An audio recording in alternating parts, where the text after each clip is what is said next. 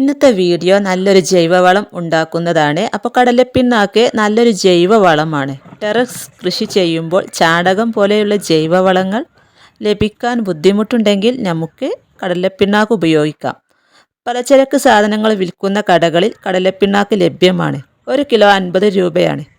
കടലപ്പിണ്ണാക്ക് ഉപയോഗിച്ചാൽ വിളകൾ നല്ല രീതിയിൽ വളർന്നു നല്ല വിളവ് നമുക്ക് ലഭിക്കും. കടലപ്പിണ്ണാക്ക് നേരിട്ട് ചെടികൾക്ക് ഇട്ട് കൊടുക്കരുത്. ഉറുമ്പുകൾ അത് കൊണ്ടുപോകും. 1-2 പിടി കടലപ്പിണ്ണാക്ക് എടുത്ത് 1 ലിറ്റർ വെള്ളത്തിലിട്ട് 3-4 ദിവസം വെക്കുക. അപ്പോൾ കടലപ്പിണ്ണാക്ക് നന്നായി പുളിക്കും. എന്നിട്ട് നമ്മൾ നല്ല പോലെ ഒന്ന് ഇളക്കി കൊടുക്കുക. 3-4 ദിവസം കഴിഞ്ഞ് നമ്മൾ ഇതിലോട്ട് ഇരട്ടി വെള്ളം ചേർത്ത് നേർപ്പിച്ച് എല്ലാ ചെടികൾക്കും ഇത് ആഴ്ചയിൽ 1 പ്രാവശ്യം കൊടുത്താൽ നല്ല രീതിയിൽ തന്നെ നല്ല കരുത്തോടു കൂടി നമ്മുടെ ചെടികൾ വളർന്നു വരുന്നത് നിങ്ങൾക്ക് കാണാനായിട്ട് സാധിക്കും. നല്ല രീതിയിൽ തന്നെ പൂക്കളും കായ്കളൊക്കെ ഉണ്ടാവും. വളരെ എളുപ്പത്തിൽ നമുക്ക് വീട്ടിൽ തയ്യാറാക്കാൻ പറ്റുന്ന നല്ലൊരു ജൈവ വളമാണ്. അപ്പോൾ എല്ലാവരും ഇന്ന് ട്രൈ ചെയ്ത് നോക്കുക. വീഡിയോ ഇഷ്ടമായ ലൈക്ക് ചെയ്യാനും ഷെയർ ചെയ്യാനും കമൻറ്റ് ചെയ്യാനും മറക്കരുത്.